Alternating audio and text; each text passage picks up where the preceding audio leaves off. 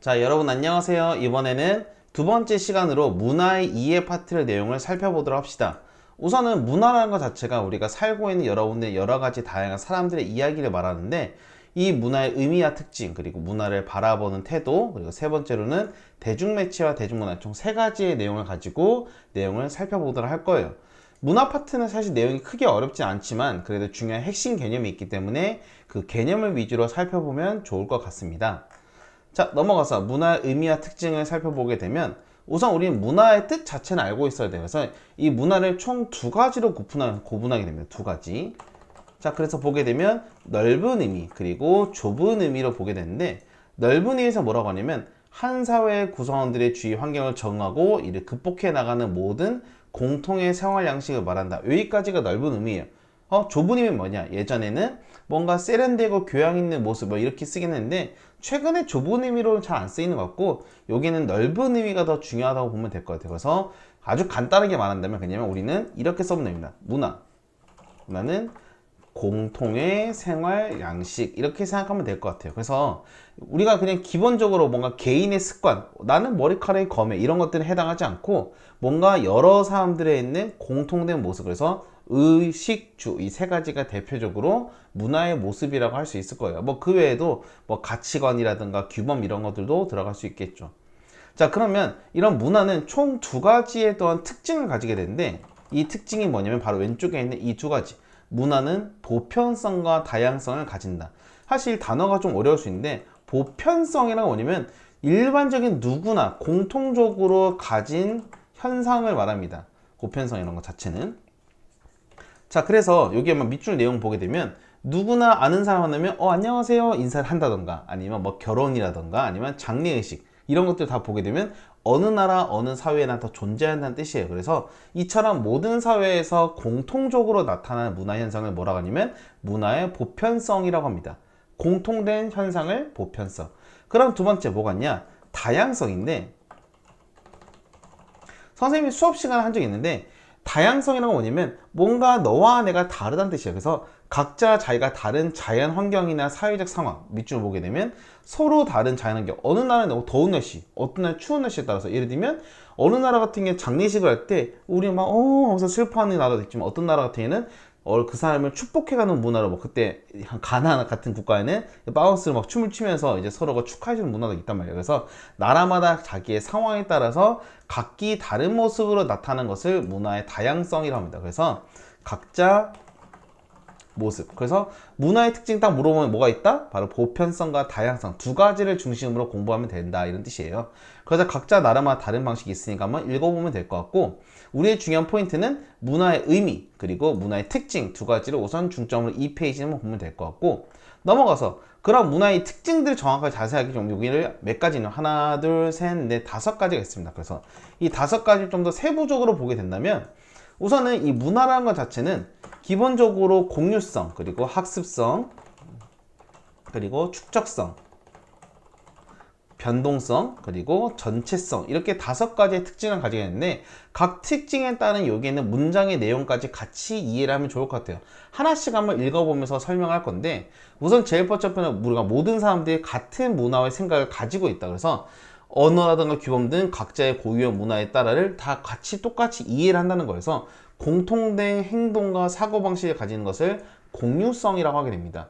그래서 이 문화의 공유성 같은 경우는 우리가 뭐 예를 들면 시험을 보기 직전에 뭐 찹쌀떡을 먹는다든가 엿을 먹는 이런 문화들도 똑같이 탁 잘 달라붙어라, 이런 것처럼. 그래서 이게 공유성이 하게 되고, 학습성 같은 경우는 우리는 무조건 문화를 그냥 우리가 태어나서도 우리가 갑자기 젓가락질하고 막 한글을 하는 거 아니란 말이야. 우리 누구나 똑같이 자신이 속한 사회에서 성장하면서, 후천적인 거는 점차 후에 배운다, 이런 뜻이에요. 그래서 후천적으로 익힌다는 거예요. 그래서 우리는 서로 각기 다른 문화들을 어떻게든 알아가면서 학습, 그러니까 공부를 통해서, 우리가 갑자기 알아가는 거 아니니까 학습을 통해서 알아간다는 뜻이고, 축적성이라는 것은 여러분이 계단을 생각하면 돼요. 한 층 한 층 쌓아 올리는 건데, 문화는 한 번 만들어지면 끝나는 것이 아니라 다음 세대에 넘어가고 또 넘어가고, 옛날 선생님 할아버지 때라든가 더 증조 할아버지, 더 이전의 시대에 했던 내용들이 조금씩 추가가 되면서 마치 사전의 글이 추가되는 것처럼 문화가 쌓여가는 현상을 축적성이라고 합니다. 자, 그래서 네 번째, 변동성이라는 것은 문화는 변한다. 그리고 움직인다는 뜻이거든. 문화는 계속 고정되는 것이 아니라 시간의 흐름에 따라서 끊임없이 변화한다는 뜻이에요. 김치 같은 경우는 예전에 설명도 했는데 백김치, 옛날에 고춧가루가 없을 때 백김치였었는데 지금은 백김치가 아니라 고춧가루가 있는 이런 빨간색 김치가 훨씬 더 우리에게 익숙하단 말이에요. 그런 것처럼 시간에 따라서 문화가 바뀌어간다는 것을 변동성이라고 하게 되고, 전체성 같은 경우에는 어떤 문화를 구성하는 요소 중에서 여러 가지 문화들이 서로에 밀접하게 연결된 하나의 체계를 이룬다는 건데, 여기 대표적인 예시로 인터넷이 발달하기 때문에, 인터넷, 지금 내가 쓰고 있는 이 유튜브라는 것도 방송도 그렇고, 인터넷이 발달해서 전자상거래, 우리가 물건을 집에 택배를 시킬 수도 있고, 우리가 수업을 선생님이 하는 것처럼 강의를 들을 수도 있고, 투표를 할 수도 있고, 얼굴과 친구를 마주하면 영상 통화를 하는 것처럼 수많은 것들이, 어떤 문화의 중요한 포인트 이거예요. 문화의 어떤 한 부분에 변화가 생기면 다른 부분에 영세적으로 영향을 미친다. 그럼 변동성과 어떤 차이냐면, 문화의 변동성은 문화 그 자체가 흐름에 따라 바뀌어간다는 뜻이고, 전체성이라는 거는 이제 변화가 생겨서 다른 문화까지 다 바뀐다는 것을 전체성 또는 다른 총체성이라고 합니다. 그래서 하나, 둘, 세 개, 다섯 가지의 특징은 중요하니까 여러분 하나하나 각자의 내용과 뜻을 다 이해하면 될 것 같아요.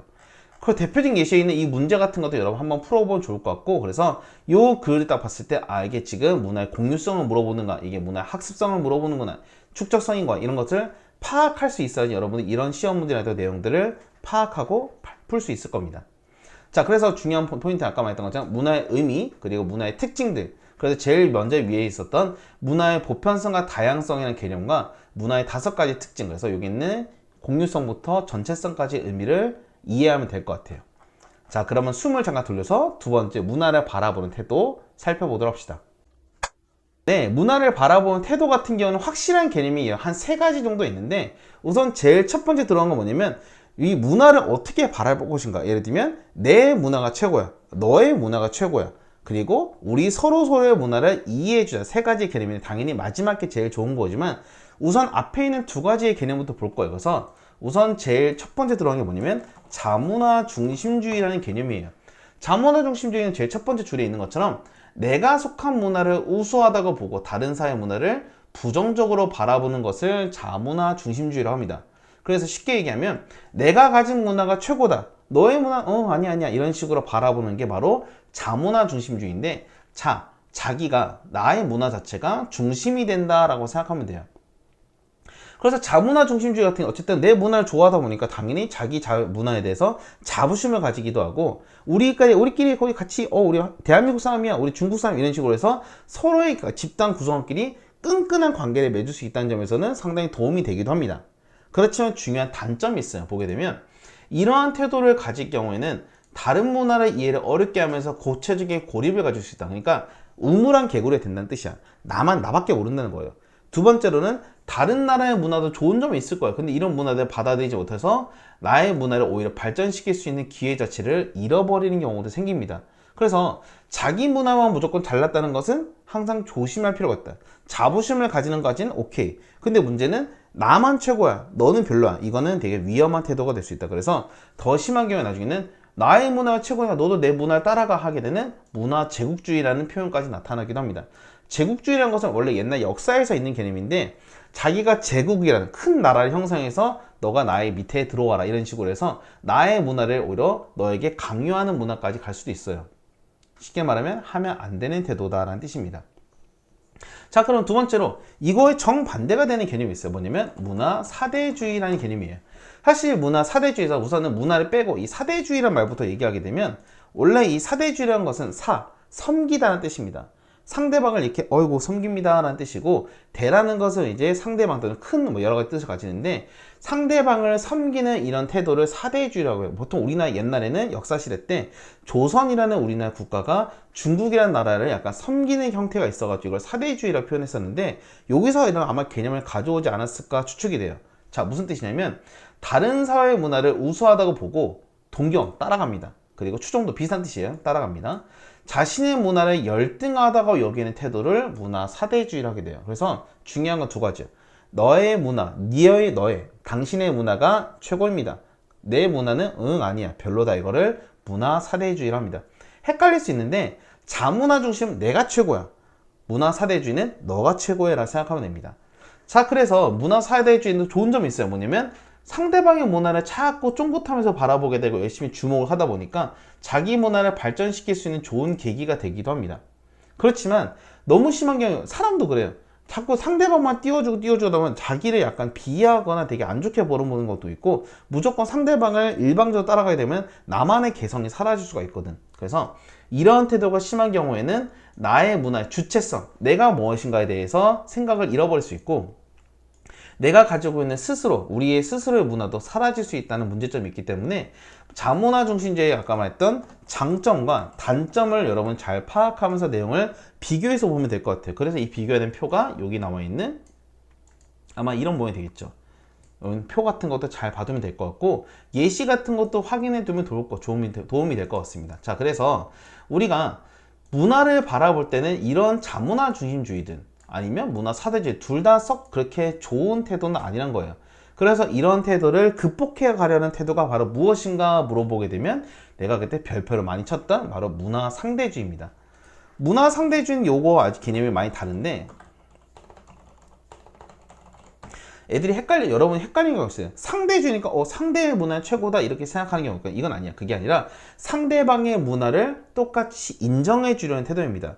자, 다시 한번 보게 되면 우선은 문화의 상대성이라는 말 앞에 있는 이 문장부터 봐야 되는데, 모든 문화는 각기 그 나름의 이유와 가치가 있는데 이를 문화의 상대성이라고 합니다. 자, 그래서 상대방의 문화는 나한테 이유가 있다. 무슨 말이냐? 예를 들면 어떤 나라에서는 인도에서, 예를 들면 밑에 예시가 있는데, 인도에서는 소를 너무 숭배하다 보니까 우리가 볼 때는 소가 가끔 길거리 막 지나가는데 이러면 차가 멈추고 기다리고 있어. 우리는 빵빵거리면서 들고 왜 저러지 할 수 있는데, 인도에서는 소를 워낙 신성시하다 보니까 그러면 인도에서는 소를 빵빵거리는 문화가 거기에 결이 안 맞는 거야. 문화가 다른 거예요.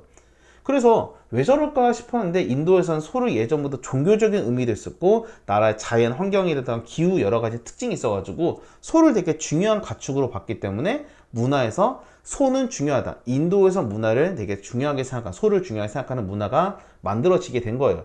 그래서 우리 입장에서는 왜 저럴까 싶을 수 있지만 나름의 이유와 가치가 있다. 이것을 문화의 상대성이라고 하는데, 이 상대성을 인정하면서 그 나라의 문화를 여기 제일 중요한 문장이죠. 그 사회가 처한 특수한 환경과 사회적 맥락 속에서 이해하는 태도를 문화 상대주의라고 합니다. 그래서 매우 중요하니까 잘 기억하길 바랄게요. 예전 수업 때도 매우 강조했지만, 그래서 이런 문화 상대주의를 가지게 되면 상대방에 대한 편견을 가지지 않게 되는 거예요. 제가 왜 저럴까 하는 게 아니라 나름의 이유가 있겠지. 제가 좀 약간 이상해 보인다 하더라도 나름의 이유가 있겠지 하면서 상대방을 이해할 수 있고, 문화의 다양성을 보존하는 데도 상당히 큰 도움이 될 수 있다. 이바지하다는 도움이 된다는 뜻이에요. 자, 그러면 이런 부분에서 그런 문화 상대주의가 그러면 최고다 할 수 있는데, 조심해야 될 부분이 있어요. 이게 아주 중요한 핵심 포인트가 뭐냐면, 다른 문화에 대해서 어떠한 판단도 하지 말아야 되는 의미로 해석하면 안 된다라는 건데, 이게 되게 어려운 개념이긴 했지만 잘 생각해야 돼요. 왜냐면 상대방이 너는 그럴 수 있지. 그래, 그럴 수도 있어. 물론 이것도 당연히 중요한 포인트지만, 그럼에도 불구하고 여기 있는 바로 보편적 가치라는 게 있어요. 가치. 보편적 가치는 뭐냐면 인간의 존엄성이나 자유와 평등같이 어느 시대든 상황이든 장소를 초월해 누구나 항상 존중이 되어야 될 가치를 말하는데, 어느 상황이든 간에 예를 들면 남성과 여성의 차별이 없어야 되고, 인간과 인간으로서 차별이 없어야 되고, 또한 사람의 위와 아래도 없어야 되고, 직업이든 태어난 곳이든 얼굴의 색깔이든 다 똑같이 같은 사람으로 대해야 되는데, 문화라는 이름을 통해서 예전에 일단 안 좋은 뭔가 문화들이 계속 이어가는 경우도 있어요. 대표적인 예시가 밑에 있는 이런 중국의 전족 같은 문화인데, 전족이란 것은 이제 발을 감싸서 이제 발을 작게 만드는 형태를 이제 전족이라고 합니다. 근데 이게 여성들에게 아주 아픈 발가락을 만드는 과정에서 상당히 고통이 되는 것도 있고, 그 제도가 문제가 많음에도 불구하고 이거를 문화 상대주의로 바라보게 되면 그럴 수도 있지 이렇게 바라볼 수도 있는데, 이거는 좋은 태도가 아니라는 거예요. 그래서 문화를 올바르게 이해하기 위해서 어떤 거냐면 그 사회의 맥락 속에서 바라보는 것까지는 좋아. 이게 제일 중요한 포인트이긴 하지만, 그럼에도 불구하고 인류의 보편적 가치를 항상 생각해야 된다. 인권 이런 부분을 항상 고민해 봐야 되는 게 문화 상대주의에서는 조심해야 될 부분이다. 그래서 다른 교과 같은 경우는 문화 상대주의가 극단적으로 간다라고 말하기도 하는데, 극단적으로 간다는 건 좋은 뜻은 아니에요. 그래서 어느 정도 여러분의 가치와 이런 것들을 나름의 기준을 만들어야 된다. 그 기준은 일반적으로 보편적 가치다, 인류의. 이렇게 생각하면 될 것 같습니다. 자, 그러면 다른 문화를 바라볼 때 어떻게 우린 바라봐야 되냐? 전에도 얘기했지만 이 세 가지를 중심으로 볼 거예요. 총체라는 것은 쉽게 말하면 전체적으로 다 훑어본다라는 뜻이에요. 그래서 총체적으로 바라본다는 것은 그 나라의 나름의 이유가 있기 때문에 그 사회 문화를 제대로 이해하려면 문화의 사회 전체적인 맥락에서 쟤네가 인도에서 왜 소를 좋아할까? 어떤 나라에서는 왜 돼지고기를 먹지 않을까? 나름의 그 나라의 자연 환경이라든가 기후라든가 종교 등 여러 가지 의미가 있을 수 있다라는 뜻이지. 자, 두 번째로 나의 문화를 제대로 이해하려면 다른 나라 문화도 알아야 되고 다른 문화를 알기 위해서 나의 문화를 정확히 알아야 돼서 서로가 공통점과 차이점, 서로 다른 문화에 대한 공통점과 차이점을 알아가야지만 이게 문화에 똑같은 보편성이 있구나, 쟤는 특이하구나, 특수성이 있는. 그래서 문화를 본질을 이해하기 위해서는 서로 어느 정도는 비교를 해야 되는 거야. 근데 비교라고 했지 내가 이거에서 우월을 가리라는 뜻은 아니에요. 그러니까 너와 내가 다르다는 걸 이해하는 거지, 이거에서 누구는 훌륭하다, 누구는 구리다 이렇게 말하는 건 아니라는 뜻이지. 자, 세 번째로는 서로가 다름에 대해서 인정하고 다양성을 유지하려고 노력해야 한다. 그래서 여러분이 하나, 둘, 세 가지를 잘 기억해야 되는 게 좋을 것 같습니다. 자, 그러면 마지막으로 대중매체와 여기 나와 있는 대중문화에 대해서 살펴보도록 할게요. 자, 대중매체와 대중문화는 여러분들이 사실 이미 일반적으로 여러분 다 느끼고 있는 것들 중 하나예요. 대중매체 그리고 대중문화 각각의 우선 뜻을 알고 이것을 어떻게 바라보는 것이 중요한 것인가에 대한 것을 포인트로 두면서 살펴보면 될 거예요. 그래서 우선은 자, 대중매체 그리고 대중문화, 모든 걸 할 때 항상 의미를 알아야 되고 여기엔 특징과 그리고 마지막으로는 여기에 주의점이라든가 아니면 장점, 단점 이런 식으로 사회는 항상 내용을 살펴보면 좋아요. 그래서 뜻, 특징, 주의점, 장점, 단점 이런 것들을 중심으로 내용을 파악하게 되면 문제를 풀거나 핵심에 다가가기 훨씬 더 좋다는 뜻이죠. 자, 넘어가서 대중매체가 도대체 뭐냐라고 하게 되면 여기 제일 첫 번째 뜻이 나와 있습니다. 그래서 대중매체는 뭐냐면 신문이나 라디오, 텔레비전, 인터넷 같이 다수의 사람에게 대량의 정보를 동시에 전달하는 수단을 대중매체라고 합니다. 옛날에 라테라고 하면 그렇지만 선생님 같은 경우 옛날에 신문이라든가 잡지라든가 책을 통해서 이거를 뭐라고 하냐면 인쇄 매체라는데 뭔가 종이를 출력해서 나오는 형태를 말해요. 종이를 뽑아내는 거. 자, 최근에는 이제 어떤 거가 있냐면 음성 매체도 좀 약간 예전보다 좀 오래된 느낌이 합니다. 특히 여러분 라디오는 많이 안 들어봤을 텐데 옛날 라디오도 많이 쓰였던 방식이에요. 거의 100년 이전부터 쓰였던 방식이에요. 라디오에서 그 기계인 주파수를 맞춰서 뭐 뉴스라든가 새로운 소식을 듣는 게 음성 매체였고, 영상 매체는 여러분이 지금도 많이 쓸 수 있을 거예요. 아마 텔레비전 대표적인 게. 그리고 중요한 건 여기 나와 있는 바로 뉴미디어입니다.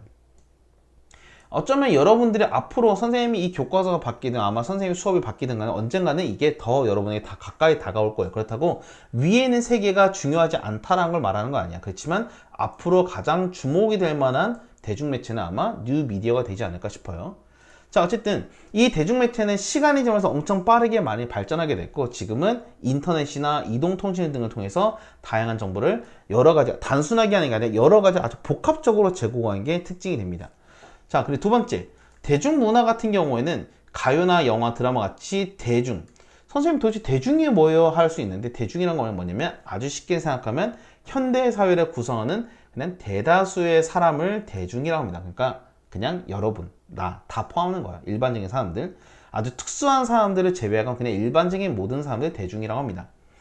이 대중문화라는 것은 대중매체와 함께 같이 발달하게 되면서 예전에는 문화를 즐긴다는 것은 되게 어려운 거였어요. 딱 문화하면 떠오르는 게 뭐냐, 옛날에 문화하면 뭐 연극, 뭐 뮤지컬, 아니면 더 비싼 오페라, 이런 식으로 아주 소수의 특권 계층만, 계층을 말하면 어려울 수 있으니까 특권, 특수한 약간 돈 있거나 권력 있는 이런 사람들만 즐겼던 게 문화라면 지금은 대부분 그렇게 하지 않고 여러분들과 일반적인 사람들 누구나 즐길 수 있는 하나의 문화로 넓어진 게 바로 대중문화를 생각하면 됩니다. 그래서 아주 쉽게 가까이 언제든 편리하게 즐길 수 있는 게 바로 대중문화다. 그래서 대중문화는 좋은 점이 많아요. 뭐 어떻게 되면 사람들이 여가라는 거 여러분 신나게 뭐 즐길 수 있는 그 시간대에 이제 즐길 수 있는 오락이라는 휴식을 제공하기도 하고 다양한 정보를 전달하기도 하고, 여러분 재밌는 소식 많잖아요. 뭐 연예인들 누가 뭐 연애설이 터졌어요, 아니면 TV에 새로운 내용이 나왔어요 라든가, 아니면 어떤 새로운 뉴스라든가 핫 여러 가지 뭐 내용들을 다 전달하기도 하고, 여러분들 취향을 반영해서 새로운 문화를 만들어주기도 하고, 최근에는 알고리즘이라든가 여러 다양한 AI가 발달해서 여러분에게 맞춤형 정보를 제공하는 경우가 생겨요. 그래서 유튜브 같은 거 보게 되면 여러분들이 알고리즘을 통해서 내가 좋아하거나 평소에 구독했던 건 아니면 내가 평소에 좋아요를 눌렀던 영상들이 마구마구 뜰 수 있어. 아마 사회 영상을 보게 되면 언젠가 갑자기 사회 관련된 영상들이 뜨게 될지도 모르겠네요. 자, 그래서 좋은 점이 많은데 반대로 이게 장점이 있었다면 단점도 항상 봐야 되는 거예요. 대중매체를 통해서 우리는 동일한 정보를 받기 때문에 그냥 있는 그대로 별 생각 없이 그렇구나 이렇게 판단되게 됩니다. 그래서 약간 우리가 생각 자체가 그냥 획이라는 말이 좀 어려운데 획 하나를 긋다 한 줄로 긋다. 그래서 모든 생각 비슷비슷해진다라고 생각할 수 있는 거고, 대중이 여러분들 같은 사람들이 그냥 있는 그대로 받아들이기 때문에 능동이란 것은 내가 적극적으로 본다는 뜻이고, 수동이란 것은 상대방이 하는 것을 그대로 그냥 받아들이기만 한다라는 뜻이에요. 수동적인 여러분 소비자가 될 수 있고, 대중문화가 가장 선생님이 걱정되는 게 뭐냐면 이게 바로 이거예요. 여러분들이 소비되는 과정에서 대중들은 항상 흥미를 끌기 위해서, 쉽게 말해 유튜브도 썸네일이 괜히 만들어진 것도 아니고 뭔가 자극적인 장면을 집어넣는 이유도 쉽게 말하면 관심을 끌기 위해서거든. 관심이 돈이 되는 세상이니까. 그러다 보니까 관심을 끌기 위해서 자극적이거나 폭력적인 내용의 문화도 끊임없이 나타나고 있는 거예요. 그래서 장점도 많지만 이 단점이 많은 이 문화에 대해서 여러분들은 어떻게 바라봐야 될 것인가가 바로 이번에 핵심 내용이 된다는 뜻이지. 그 내용이 바로 마지막에 있는 바람직한 대중문화를 바라보기 위한 태도, 바람직한 대중문화를 형성하기 위한 태도라는 뜻이에요. 우선 대중문화, 대중매체에 관련돼서 예전에는 일방적으로 TV라든가 라디오나 이런 것을 통해서 그냥 문화를 접했는데, 최근에는 저번에 얘기했던 바로 이 뉴미디어, 새롭게 등장하는 인터넷이라든가 여러 가지 새로운 대중매체들을 통해서 포인트는 이거예요. 우리는 쌍방향으로 의사소통이 가능하다. 얘는 가장 쉽게 말하면 댓글도 있겠지. 선생님 영상 보고 선생님 사회 영상 재밌었어요 할 수 있는 거고요. 반대로 진짜 별로 내가 뭐 부정적 말하기 좀 그러니까 어쨌든 뭐 안 좋다 할 수 있는 거고, 이래서 서로가 쌍방의 의사소통도 가능할 수 있고, 나중에 라이브 방송을 튄다면 또 라이브로도 할 수 있는 거고, 이런 과정을 통해서 우리는 단순히 예전에는 그냥 그런 거보다 받아들이는 소비자였지만 이제는 생산자로서의 역할도 가지게 되는 거야. 그래서 여러분이 아마 많이 하고 있을 줄 모르는 누리 소통망 이렇게 말하는데, 요새는 이런 말 잘 안 쓰고 보통 SNS라고 합니다. 그래서 이제 우리가 온라인상으로 이제 사람과 사람 간의 관계를 만들게 되고, 이런 목적을 가지고 만들어진 SNS, 쉽게 말하면 인스타그램 아니면 페이스북, 그 외에 뭐 여러 가지 다양한 내용들이 있는데, 내 생각을 자유롭게 표현해서, 예를 들면 오늘 수업이 별로였어요, 오늘 수업 재밌어서, 이렇게 쓸 수 있는 거고, 오늘 갑자기 남자친구가 보고 싶다면 여러 다양한 내용들을 자기의 생각을 자유롭게 표현할 수 있는 시대가 된 거죠. 그래서 최근에는 전통적인 텔레비전, 라디오 등에 비해서 오히려 이 뉴미디어가 훨씬 더 큰 영향력을 미치게 되는 게 최근의 분위기입니다. 아마 내 생각에는 앞으로 더욱더 뉴미디어가 더욱더 세상을 이끌어갈 시대가 될 겁니다. 그래서 중요한 건 뭐냐면 이 뉴미디어라든가 이런 다양한 대중문화를 어떻게 우리가 잘 받아들이고 고치고 조심해야 될 태도가 무엇인가, 여기 마지막에는 이 태도가 중요한 거예요. 우리가 수많은 정보에서 쏟아져 나옵니다. 근데 이 정보가 가끔씩 좋은 것도 있지만 잘못된 정보도 있는 거고, 그 잘못된 정보를 그대로 받아들이게 되면 여러분 실수도 할 수 있어요. 그래서 이런 것들 여러 가지 문제들을 해결하기 위해서 마지막 문제는 핵심이 되는데, 우리는 있는 그대로 받아들이는 것이 아니라 항상 비판적인 시각으로 바라봐야 되는 뜻이에요.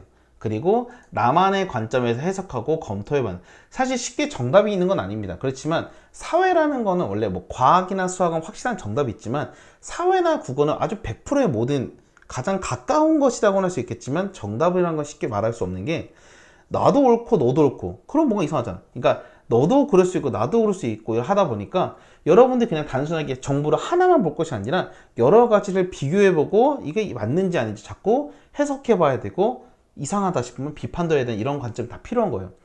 되게 까다롭고 왜 저렇게까지 해야 되냐 할 수 있겠지만 진짜 살아가는데 되게 중요한 포인트거든요. 여러분들이 나중에 그런 사람들이 되길 바랍니다. 두 번째로 이것까지 하면 참 좋겠어요. 잘못된 정보가 있다면 이런 건 뭔가 잘못됐어요 하면서 여러분 적극적으로 요구할 수 있는 적극적인 시민이 되길 바라고, 마지막으로는 주체적인, 나중에 여러분들 어른이 된다면 문화 생산자, 아니면 지금도 그래요. 여러분들이 유튜브라든가 뭐 틱톡을 찍는다면 여러분도 문화의 생산자가 됩니다.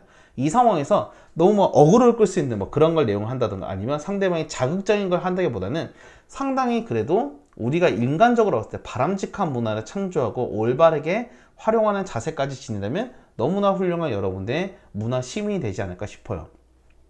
그래서 아까 말했던 것처럼 장점, 단점, 특징, 그리고 어떻게 바라봐야 될 것인가, 올바른 태도까지 해서 내용을 정리하면 여기 나오는 내용까지 전부 다 마무리될 겁니다.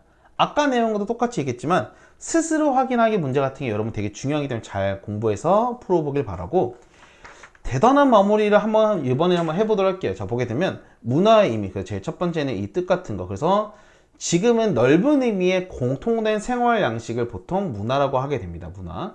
자, 문화의 특징, 아까 여러 가지가 있었는데 그 중에서 여기는 공유성이 될 거고, 세 번째 같은 경우는 점차 충분히, 아까 계단, 그러니까 축적성이 되겠죠. 그리고 세 번째 같은 경우는 나의 문화가 가장 우수하다 보니까 내 문화 뭐냐? 자문화 중심주의가 되는 거고, 너의 문화가 중요하다, 문화 사대주의. 그러면 이 두 가지 합친 거는 문화 상대주의가 됩니다. 자, 넘어가서 마지막으로 대중문화 바라보는 태도 같은 경우는 비판적인 시각에서 바라봐야 된다. 자, 그렇다고 해서 여러분들 여기 있는 나머지 내용이 안 중요하다는 건 아닙니다. 그래서 시험을 딱 들어가기 앞서서는 사실 내가 말할 수 있다면 그냥 대단한 마무리 이 내용만 해도 머리에서 달달달달 공부하고 외우면 충분하지 않을까 싶어요. 선생님 생각할 때는 사실 문화 파트라든가 아니면 아까 제일 처음 했던 자원 파트는 공부하면 할수록 생각보다는 그렇게 어렵진 않다고 생각이 들어. 물론 사람마다 바라보는 관점은 다르지만, 그럼에도 불구하고 가장 어렵다고 생각하는 부분은 아마 마지막에 있는 정치생활과 민주주의가 아닐까 싶습니다. 그래서 아마 거기 파트는 지금보다 훨씬 내용이 더 길어질 것 같아요. 그래서 여기까지 내용 잘 정리하고 중간중간에 내가 막 옆에 끄적여 봤지만 여러분들이 중요한 특징들 같은 거 잘 기억하면 훨씬 더 시험을 바라볼 때 좋을 것 같습니다. 궁금한 거 있으면 나중에 댓글로 물어보거나 학교에서 질문하길 바랍니다. 우선 오늘은 여기까지.